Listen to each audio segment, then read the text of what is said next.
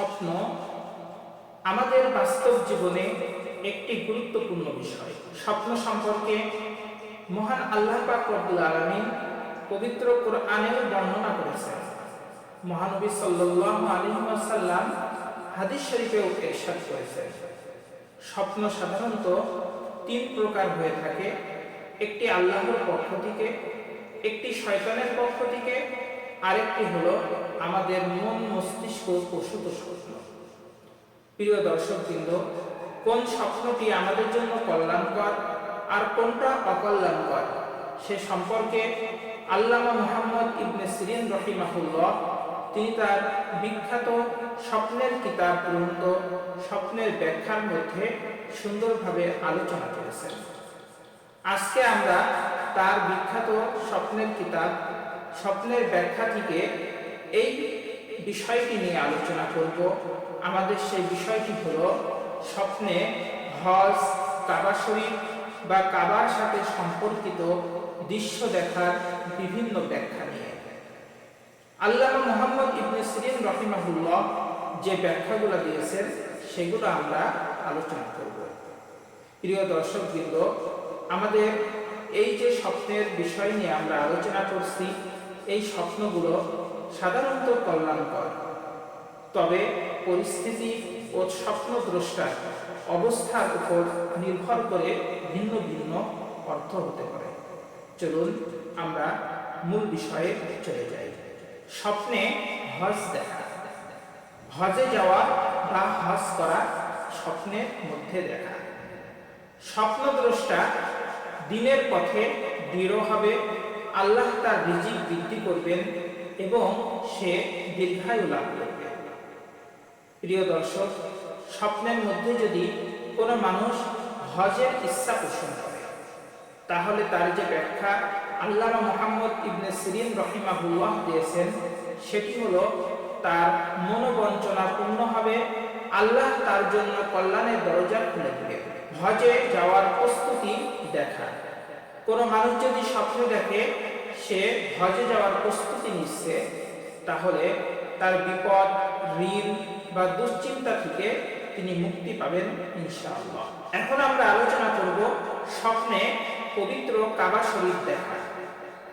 স্বপ্নের মধ্যে যদি কেউ কাবা শরীফ দেখে, তাহলে স্বপ্নদ্রষ্টা অর্থাৎ যিনি স্বপ্ন দেখছেন তার নিরাপত্তা, সম্মান ও মর্যাদা সে লাভ করবে। আল্লামা মুহাম্মদ ইবনে সিরিন রাহিমাহুল্লাহ স্বপ্নে কাবা ঘর দেখার যে ব্যাখ্যাগুলো দিয়েছেন তার মধ্যে আরেকটি ব্যাখ্যা হলো, কোনো ব্যক্তি যদি স্বপ্নে কাবার ভিতরে প্রবেশ করা এটি দেখতে পায়, তাহলে তার যে ব্যাখ্যা তিনি বলছেন সে ব্যক্তি পাপ মুক্তি, গুনাহ থেকে ক্ষমা ও জান্নাতের সুসংবাদ প্রাপ্ত হবে ইনশাআল্লাহ। কোনো ব্যক্তি যদি তার নিজের গৃহে বা তার নিজের ঘরে পবিত্র কাবা শরীফকে দেখতে পায়, তাহলে তার যে ব্যাখ্যা আল্লামা মুহাম্মদ ইবনে সিরিন রাহিমাহুল্লাহ দিয়েছেন সেটি হলো, আল্লাহ তাকে ইজ্জত দান করবেন, মানুষ তার কাছে বিভিন্ন প্রয়োজনে আসবে, তিনি মানুষের মাঝে সম্মান লাভ করবেন। সম্মানিত দর্শকবৃন্দ, কোনো ব্যক্তি যদি স্বপ্নে দেখে সে কাবার দিকে ফিরে নামাজ আদায় করছে, তাহলে এর যে ব্যাখ্যা আল্লামা মুহাম্মদ ইবনে সিরিন রাহিমাহুল্লাহ দিয়েছেন সেটি হলো সঠিক পথে চলা, দিনে দৃঢ় থাকা, অর্থাৎ দিনের পথে সে দৃঢ় থাকবে ইনশাআল্লাহ। স্বপ্নে যদি কোনো মানুষ কাবা দেখতে না পায় বা কাবার পথ হারিয়ে ফেলেছে, এরকম স্বপ্ন যদি কোনো মানুষ দেখে, তাহলে তার যে ব্যাখ্যা আল্লামা মুহাম্মদ ইবনে সিরিন রাহিমাহুল্লাহ দিয়েছেন সেটি হলো সঠিক পথ থেকে বিচ্যুত হওয়া বা গাফেল হওয়ার ইঙ্গিত।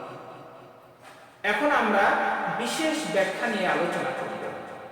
যদি কেউ স্বপ্নে দেখে সে হজ করছে অথচ বাস্তবে যাওয়ার তার সামর্থ্য নেই, তবে এটি আল্লাহর পক্ষ থেকে তার জন্য রহমত ও কল্যাণের সুসংবাদ।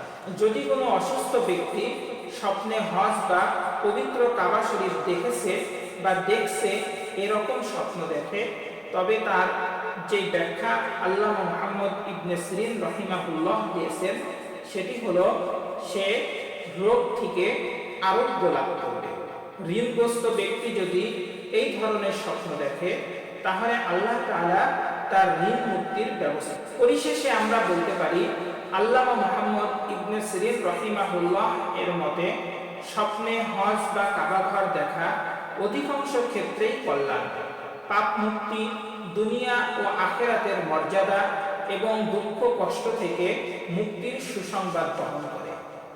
প্রিয় দর্শক, মহান আল্লাহ তাআলা আমাদেরকে ভালো স্বপ্ন, কল্যাণময় স্বপ্ন দেখার তৌফিক দান করুন। আপনাদের দীর্ঘায়ু ও মঙ্গল কামনা করে আজকের ভিডিও এখানেই শেষ করছি।